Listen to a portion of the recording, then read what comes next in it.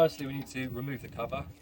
We then, once we remove the cover, carefully remove the display lead. Once we're into the cubicle, we need to take the screws off which hold this shield in place and then refix it accordingly so we can gain access to the capacitors. Once we've gained access to the capacitors, we need to actually disconnect the RS and T cables from the control board, like so, using a flat bladed screwdriver.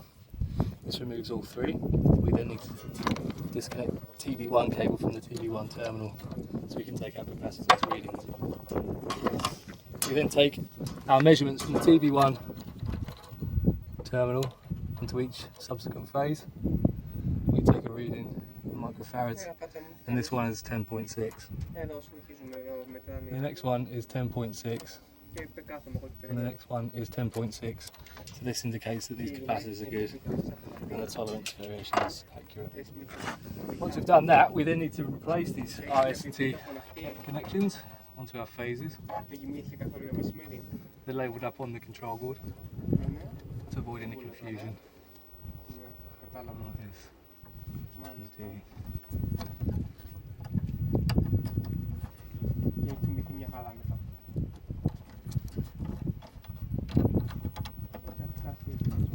Once we've done this, we need to put TV1 back onto the TV1 termination, like so. Capacitance reading is now finished. We then need to remove the inductance coil from circuit. There's a simple disconnection from the connector block and a simple disconnection from this terminal block here, which is a push fit. You insert your screwdriver and pull this way, and then the termination is removed. We now need to reinsert our phases back in circuit, RST accordingly. The cables are labelled exactly the same. And for this we put the screwdriver in and push the same direction towards yourself, which will enable you to put the ferrules back in place.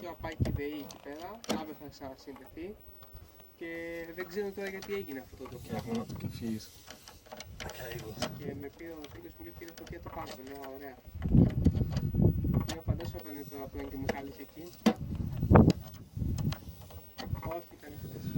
Once this is done, because it's an inductance coil, to avoid any unwanted inductance inside the inverter, we'll tape up the ferrules to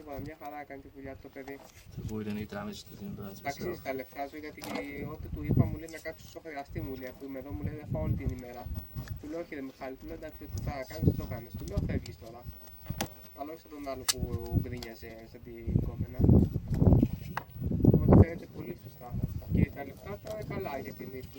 Now this is done, we need to put the screen back in its original position, because we no longer want access to the capacitors because the readings have been taken.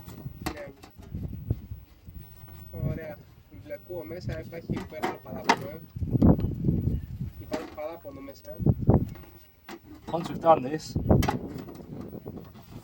we then need to connect the display from the outer casing, replace the lid as per specification, tightening the screws up to 2 Newton meters